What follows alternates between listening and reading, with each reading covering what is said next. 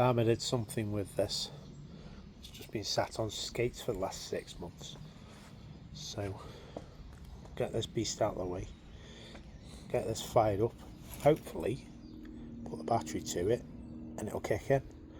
Won't be messing around like with my Mark 1 Escort at the minute. There'll be a video on that coming up and we're trying to get it running. So we'll get this in the middle and get it fired up.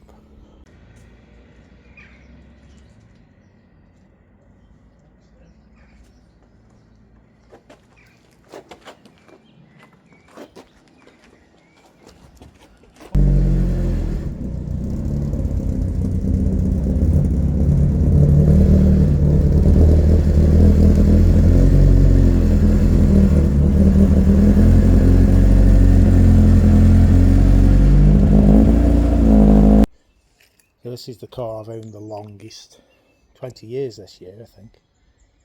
So it belonged to my mate's mum and she'd had it almost from new. It's just a little Starlet Sportif. And then my mate had it as his first car, and a lot of what you see, like, you know, the wheels and the tints, he did, and it's been like that over 20 years, same wheels, same tints. It did have front tints too, but DVSA caught up with me and made me remove them. And then I bought this late 2005, early 2006, and it was only a runaround. I had a Ford Scorpio Estate, not the Bug-Eye, the one before that, and I loved it. Just a 2-litre twin cam automatic, but like leather seats, the works, and it was mint.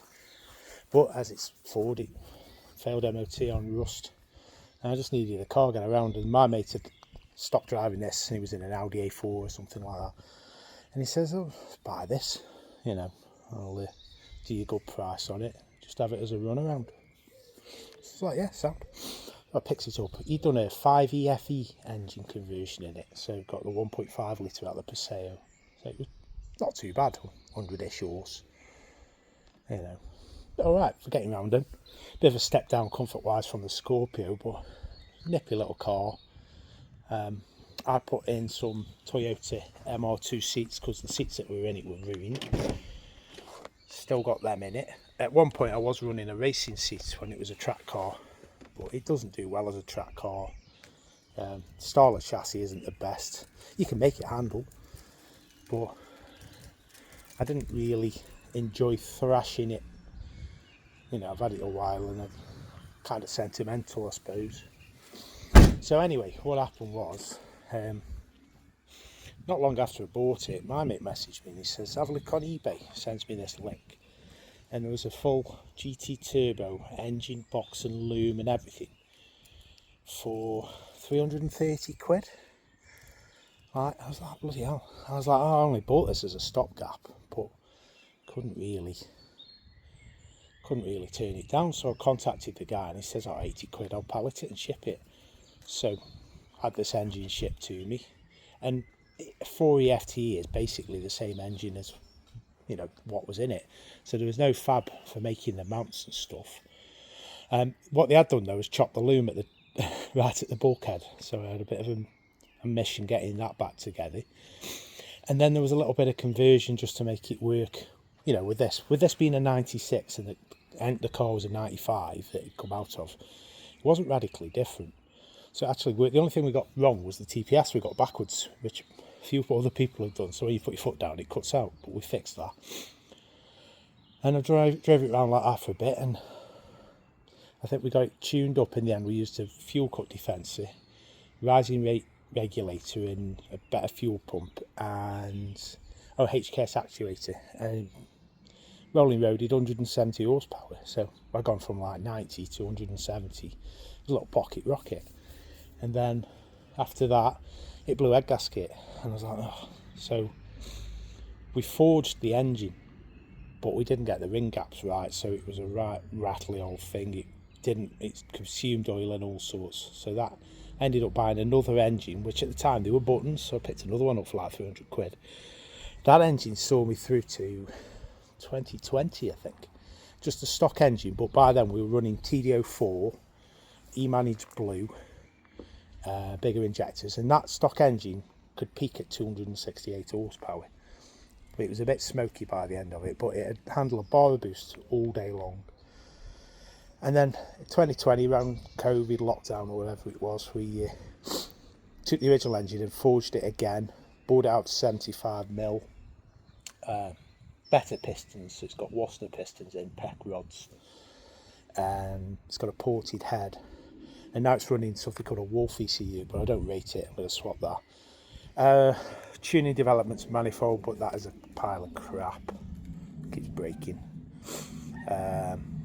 And yeah, so I sent it to, when I got it back from tuning developments, it wasn't making much power and it's difficult to deal with. I won't say much more on it because I don't want to get the slanging match, but I took it to Sean at SSA, very popular lad in the Starlet world these days, and we changed the moved the intake temp sensor, did a few other bits and pieces to it, and it, with a bit of mapping, it made 296 horsepower.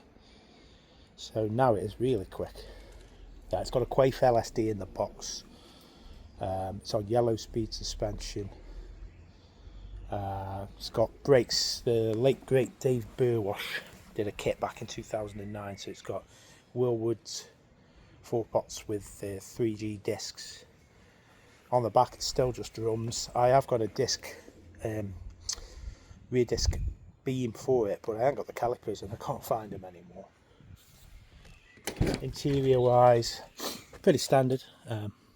Cheap steering wheel, TRD gear knob, some gauges, Glanzer dash, and that's really it. You know, I've not got any interior, just stripped it out. Yeah, but this was a really boggo basic car, you know, no power steering, no Alecki windows, no nothing. But as a result, it makes it quite a go-kart. So what we'll do now is we'll try and start it. It hasn't run in about 6 months, I'd say, but the battery's been isolated and it's fuel injected, so with a bit of luck it'll just kick off, if not first time then the second. So let's try it.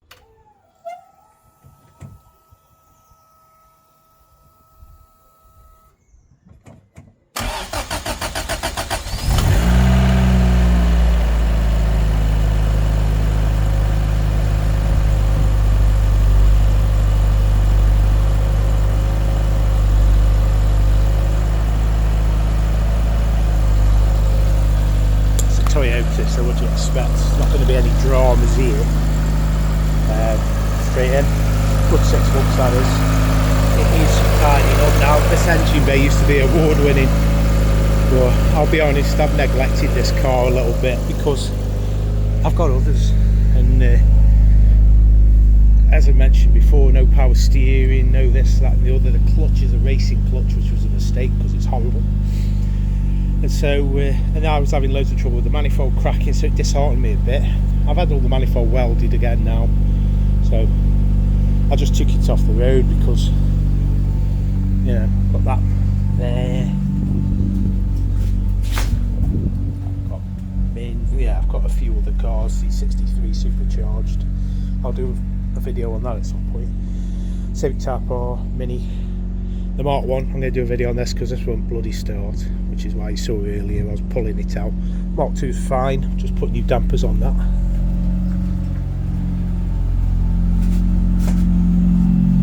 So yeah, this is a bit of a look around of this.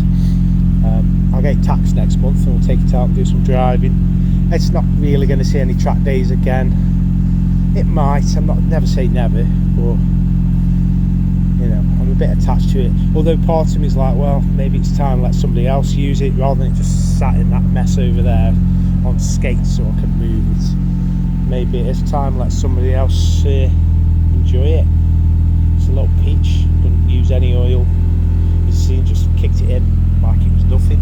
So yeah, that's the Toyota Starlet Turbo conversion. Quite a famous car back on Toyota GT Turbo forum days, because I did the entire build and documented it, and again it was really shiny when we built it. It's had 5 years of abuse and sitting outside since then. which is a shame. But hey ho. Anyway, like and subscribe and all that rubbish. You know, I don't really do this for views or for subscriptions, but it's all a bit of fun. Right, catch you on the other side.